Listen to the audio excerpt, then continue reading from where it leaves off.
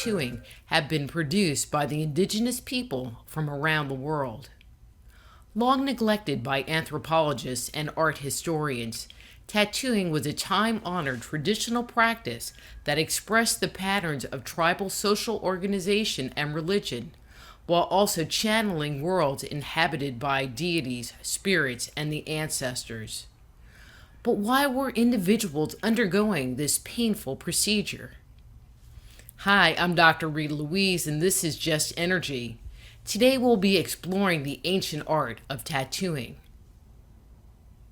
For nearly 20 years, anthropologist and photographer Lars Krutak has been on a mission to document the vanishing world of indigenous tattooing culture. From Borneo to Benin, India to Indonesia, and seemingly any place in between, his research explores these ancient human traditions, revealing how this language of the skin exposes individual desires and fears, as well as cultural values and ancestral ties that were written on the body for all to see. His webpage is larskrutak.com, so please welcome Lars Krutak. Hey Lars, how's it going? It's going great, Dr. Rita. How are you doing today? I am doing excellent. So it's your first time on the show, and I wonder what got you interested in studying tattooing in the first place? Well, it's a kind of a long story, but in a nutshell, about 20 years ago, I was a graduate student in Alaska, and I was walking across campus, and I ran across an Athabascan woman, an indigenous person from Alaska, who had three what we call triple ones, or three linear tattoos on her chin. And at that point in time, I didn't have any tattoos. I didn't know anything about tattoos. I didn't even know that there were indigenous traditions of tattooing in Alaska across the north. And I found out, well, actually, they're just about everywhere across the circumpolar north. And so I ended up writing my master's thesis on a group of women all in their 80s and 90s on a small island called St. Lawrence Island in Bering Strait, basically recording their stories about their tattooing, and also looking into the antiquity of tattooing practices on that island through the archaeological artifacts that have been uncovered for over 100 years. So we know that this tradition goes back at least until the island was first inhabited about 2,500 years ago. But these women made me realize, basically no one was doing anything to record their stories. So how many other indigenous groups around the world that have a rich tattooing culture is it the same case? And obviously, this was the last generation of tattooed women on this island. The elder men had passed away many, many decades ago. So I sort of went on a mission, started traveling, and started recording stories and taking photographs of these rapidly vanishing indigenous traditions that go back thousands and thousands of years. I think it's so sad that we are losing so much culture and so much history of who we were at one point in time. So I appreciate what you're doing, capturing this. Well, I'm humbled. Thank you. And my first exposure to tattooing was the tattooing in New Zealand. How they just cover their bodies with tattoos. Now, why they did it, I had no idea, but I know that it was part of their sacred ceremonial process, and that was about as far as I got with that whole thing. But is tattooing, I didn't know about Alaska. Is tattooing something that we find around the world? Is it a global phenomena, or is it isolated? No, it's absolutely a global phenomenon practiced around the world on every inhabitable continent. The oldest evidence we have, and I'm sure as time goes on, we'll probably uncover more evidence that predates the European Iceman Ötzi, who was discovered in 1991 in the Ötztal Alps. He is radiocarbon dated to approximately 5,300 years. And he has a series of linear tattoos placed across pretty much specific points on his body. He has one symbolic tattoo, which is basically a cruciform on the inside of his knee. But what's really interesting, I found related traditions in other parts of the world that almost line up exactly with his tattoos. And so when I uncovered these practices in Alaska and then much later in Borneo and in Papua New Guinea, I really began thinking about how these particular small tattoos, oftentimes the smallest tattoos have the most interesting stories to tell, but they actually line up with classical acupuncture points and meridians. And perhaps 80% of the Iceman's tattoos line up with acupuncture points that are used to this day to relieve arthritis in the joints. And he was plagued by arthritis, we know, through CT scanning. And I find the same medicinal therapy, tattoo puncture, if you want to call it that, like I said, amongst tribes in New Guinea, and especially amongst a few clans in Borneo, in Malaysian Borneo, Sarawak. So they actually are still using that process. Well, all right, this is really interesting. Do they recognize that there's a medicinal piece to it? Oh yeah, of course. I mean, for instance, so when I was in Borneo the second time in 2011, I didn't know about these medicinal tattoo traditions, but because of my prior research in the Arctic, which I haven't even talked about, those joint tattoos, it made me, I'm always looking for small little tattoos placed in not so obvious spots. And I think that's why a lot of early explorers, earlier writers really didn't pay attention to these, dot-like tattoos. Like, see, this is one right here. There's another story to tell that's interesting. So I think they just missed it, and they didn't think to ask questions. Why would you have a dot here on your ankle, or why would you have a dots of bracelet, like a bracelet-like tattoo around your wrist, or why would you have all these marks around your ankle?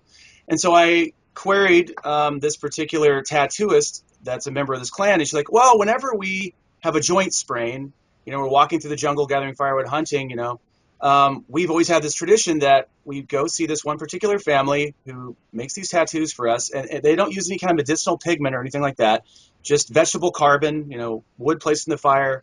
They grab the soot, they mix it with water, and then their technique is one of the many indigenous techniques is hand tapping. And they say within 5 to 7 days, full mobility is restored to that joint, and I'm perfectly fine. And in some cases, people re-injure those joints. So what do? They go back to the clan tattooist, get the same tattoos, and basically there you have it. And they probably would not be doing it if it wasn't effective, because it's certainly not like an artistic type of tattooing. Right. And I was reading about, like, I don't have the exact names with me, that there was a mummy found, a female mummy, that was found in Peru, South America, that had like circle tattoos on her back and the back of her neck that they thought might have been medicinal as well. Yeah, and this study was released maybe about 5 or 6 years ago. She has two sets of tattoos. She has more decorative tattoos on her limbs, and then she has these circular tattoos. Some of them overlap on the back of her neck.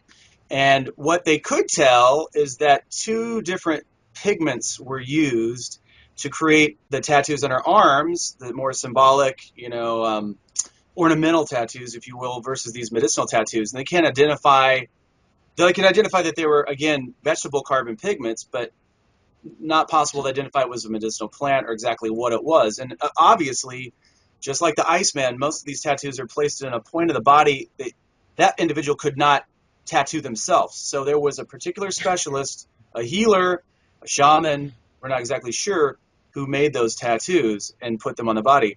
Now, there are other ancient mummies that also have these joint-like tattoos, or these dot-like tattoos placed on the joints, I should say. One of them was found a long time ago, actually, maybe 60, 70 years ago in Siberia, and it was a member of the Pazyryk culture. So these were a nomadic pastoralist culture of fierce warrior raiders. And it seems like the aristocrats were more heavily tattooed than others. Now, this was a particular, been dubbed the Pazyryk chief.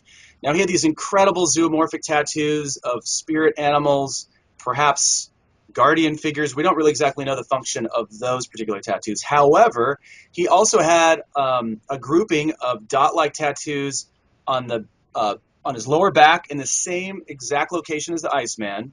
And he also had a series of dot-like tattoos on one of his ankles, which the Iceman also carries, as well as several of the individuals I interviewed amongst the Cayenne and Borneo. So again, there seems to be some correspondence between, placement of tattoos on the joints and rheumatic complaints or some kind of medicinal therapy. Now, on St. Lawrence Island, going back to St. Lawrence Island in my master's research, there used to be a custom of tattooing the joints after a man or a woman, because women also hunted, or they served as pallbearers in a funeral.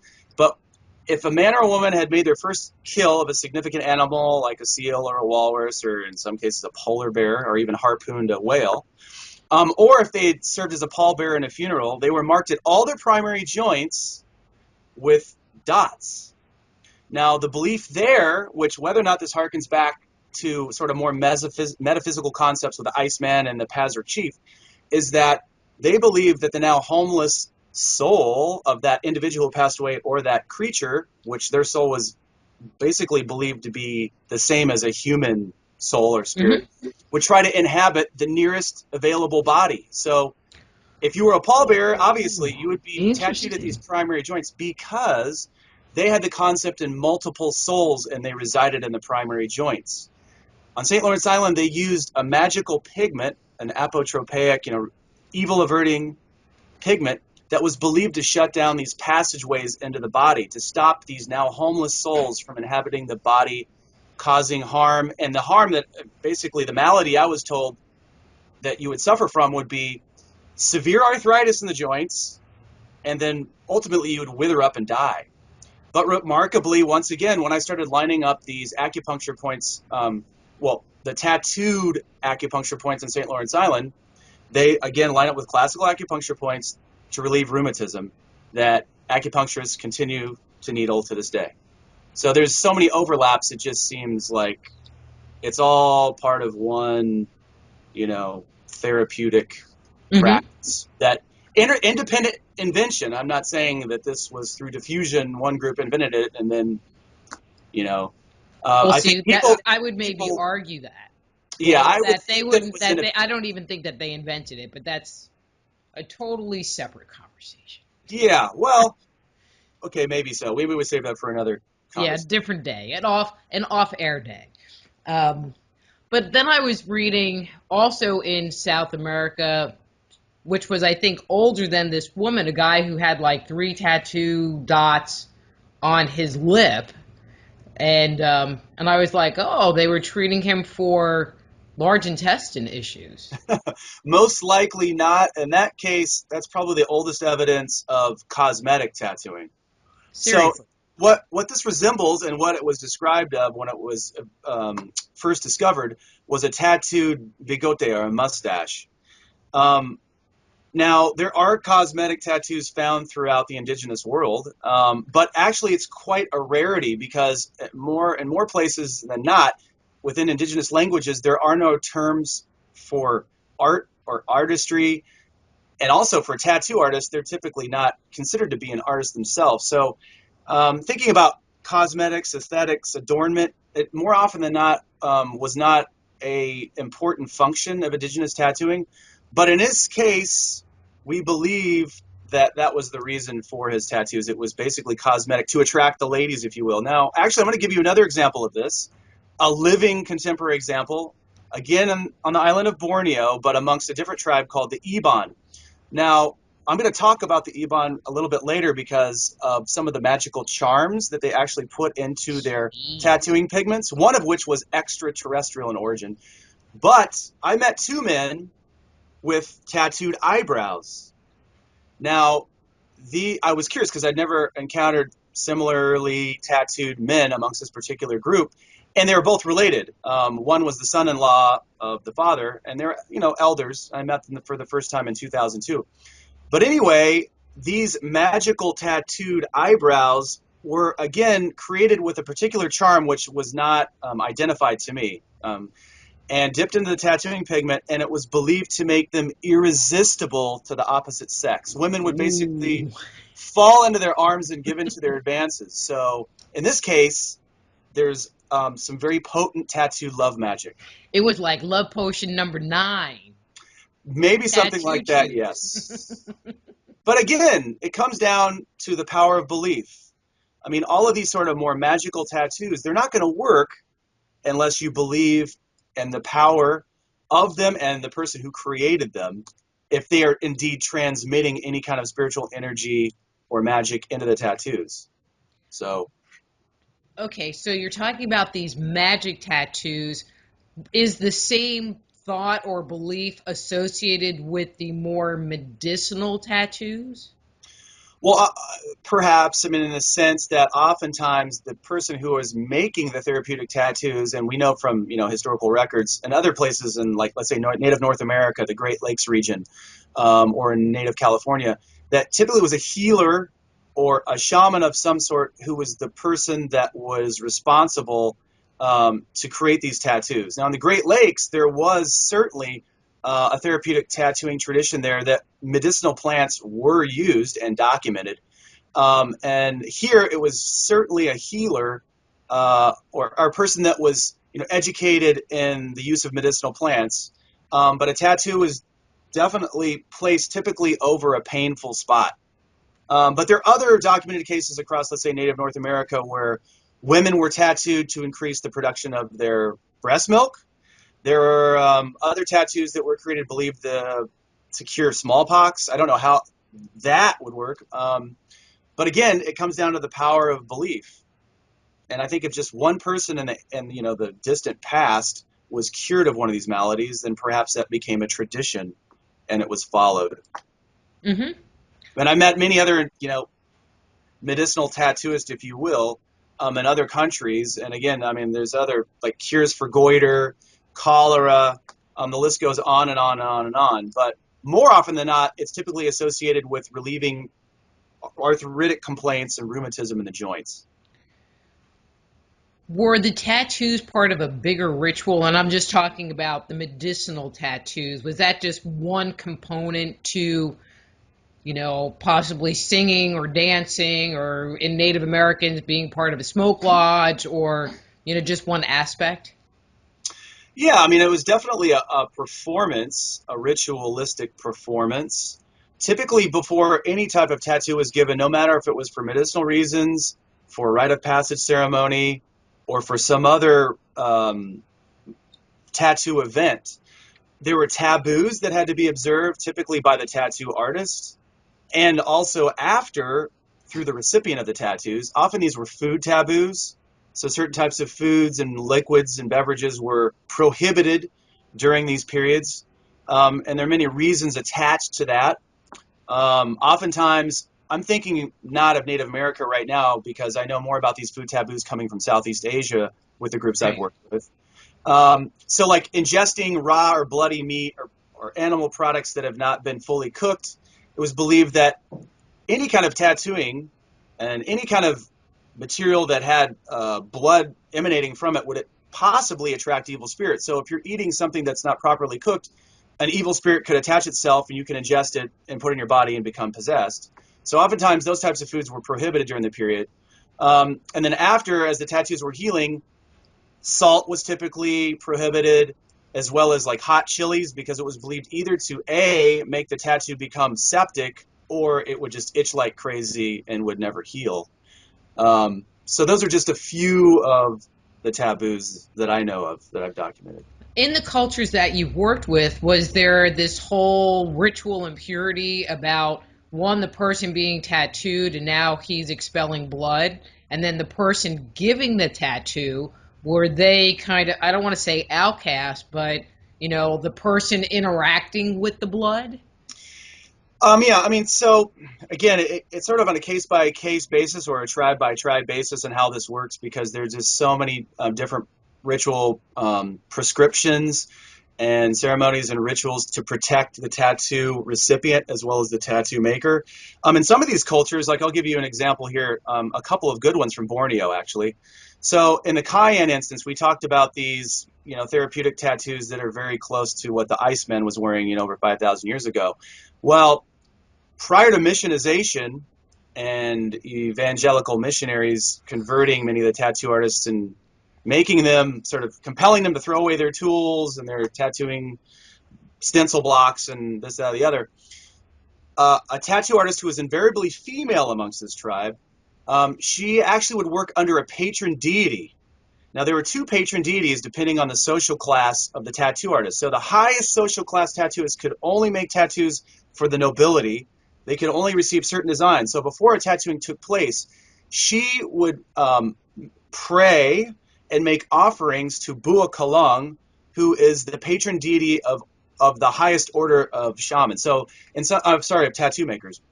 And oftentimes there would be a blood sacrifice of a chicken. And then also heirloom beads would be broadcast out in the air to sort of feed any kind of discontent spirits that might be attracted to the flowing blood that was going to be released during the tattooing.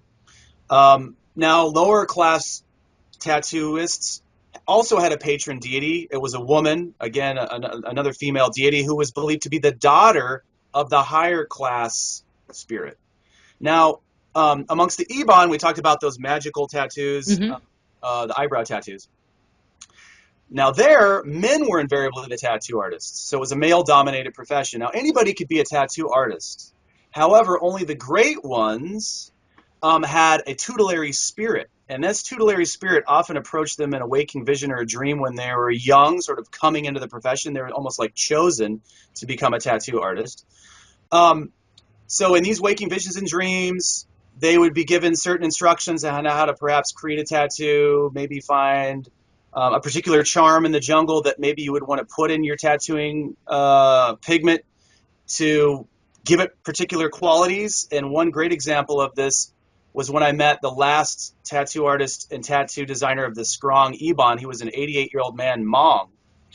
And he told us this is exactly the case, what I just repeated to you. But what was really fascinating about his story, which he'd never told before, even to his relatives who were with me, but he was on his deathbed, actually, but he sort of wanted to let go his secrets, it seems. He told us that this particular tutelary spirit approached him when he was in his teens and said, okay, Mong, to become a great tattooist, I want you to go in the jungle. You're going to recognize a particular tree that stands out from all the rest. And inside of it, I want you to cut open this tree. And inside of it, you're going to find a magical charm that I want you to dip in every batch of tattooing pigment you make for warriors, because it's going to render those tattoos with protective qualities. And we later found out what that charm was a meteorite. Well, cool. But we didn't get to see it. That's because it's magical. It's magical, but I don't know how it works. But anyway, we didn't get to see it because unfortunately his only son was missionized about 3 months prior to our visit and compelled him to throw his tattooing tools and his charm in the river outside of his longhouse. But he'd never told that story before. And what's amazing is that later that night, after a 3-hour interview, I mean, he was basically virtually on his deathbed, and we have video footage of this. You can watch it online. We bedded down for that, and we're just sort of amazed by this incredible interview. And this giant electrical storm came out of nowhere, and lightning was flashing down. You could see it through the floorboards and the walls. And almost as fast as that storm came, it went. And the next morning, a woman from the night before that was at the interview, she said that he passed away in his sleep. So I'd like to think that maybe that storm was his spirit traveling to the land of the ancestors, the land of the dead, Sebayan, which only the most heavily tattooed Iban can make. So it's sounding like with this culture, and I don't know how widespread it was, the amount of tattoos you had also were a display of social status. Yeah, of course, because more often than not, tattoos were not freely given. They had to be earned. So in the case, let's say a woman in the Arctic, okay, typically she was not, okay, at the age of 10, 12, she was tattooed, at least on St. Lawrence Island, with 2 linear tattoos down the bridge of her nose, just to show society that she was a woman and not a man, so a mark of differentiation, more or less. Mm-hmm. But once she had mastered the skills to provide for a family, to know how to stitch clothing, how to prepare food, that she was ready to be married and have a family, then she earned the right to be tattooed and she would receive a full complement of tattoos. And if she did not, she was ridiculed by society and she would probably never find a husband. And same with men. Basically, they had to prove that they were a great hunter, that they could provide for their wives and their children, their families, that they would defend their villages, And so they would typically be tattooed after earning that through, either hand-to-hand combat or killing their first animal, like we are talking about those first kill tattoos that also happen to line up with acupuncture points, or if they'd taken human life in combat. And this is a common theme across Native North America for men and women, Southeast Asia. I've worked with many, many tribes that used to be former head hunting tribes before head taking was made illegal. And a man could not be tattooed until he had taken human life in hand-to-hand combat in the field of battle. So ultimately, and depending on, the military tactics they used, depending on those feats of bravery, extraordinary feats of bravery on the field of battle, they would receive additional tattoos, starting with sort of a baseline tattoo that shows that you defended the community and that, you've completed these war honors.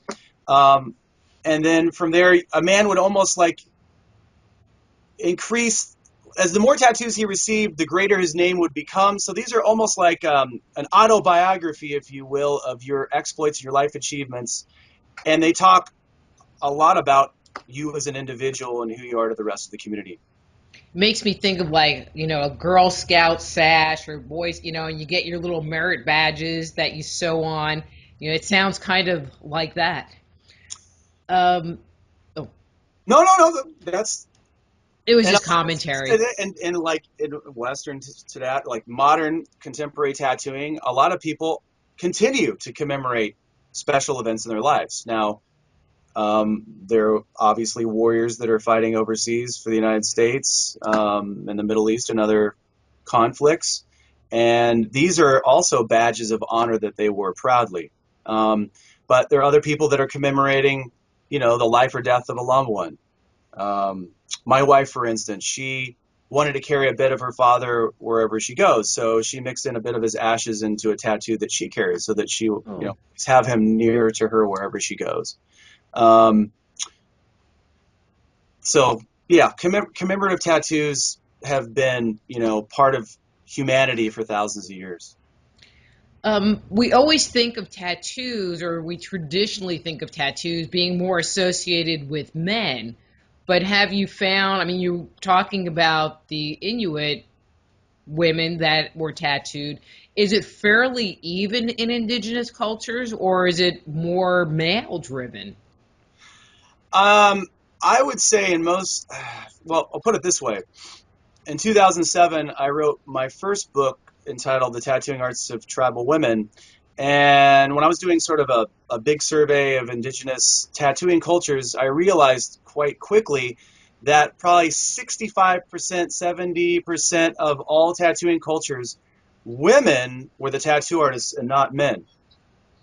When I was sort of surprised by that fact because I'd never really thought to quantify that. And then amongst all the different groups that I've worked with over the last 20 years, I would say women probably are more heavily tattooed than men, or they're equally tattooed than men. Because again, it comes back to these rite of passage ceremonies. In most societies where tattooing is featured or as a cultural practice, for both men and women, tattoos are part and parcel of these rite of passage coming of age ceremonies.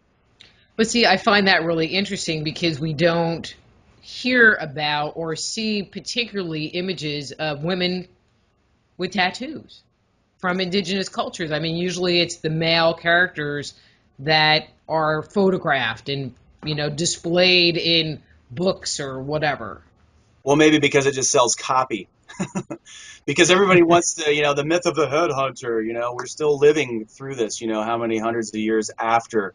Um, but I've made a point of it in my research to probably focus more on women than men. And like I said, okay, granted, maybe some of the male tattoos are in more prominent locations, like on their face, and you can see them. But if a woman were to disrobe, her whole entire body might be covered by tattoos. Um, so the other thing is we also have to know this. I would think that a lot of those photographers that were working before, let's say, me and other people that I know have come along, they were probably male. So maybe they just didn't have the trust or the access to shoot photographs of women. And so there's a bias and their photography is skewed to the more accessible subject. That's a great point. Thank you for watching this portion of our interview with Lars Krutak. If you're enjoying today's program, please click on the button below and subscribe to our channel. If you want to hear this interview in its entirety, please become a Just Energy Radio insider at justenergyradio.com and access full shows commercial-free and gain access to our over 9 years of show archives. And don't forget to share this episode with your friends on Facebook, Twitter, and Instagram. Until next time, I'm Dr. Rita Louise. This is Just Energy. Be blessed.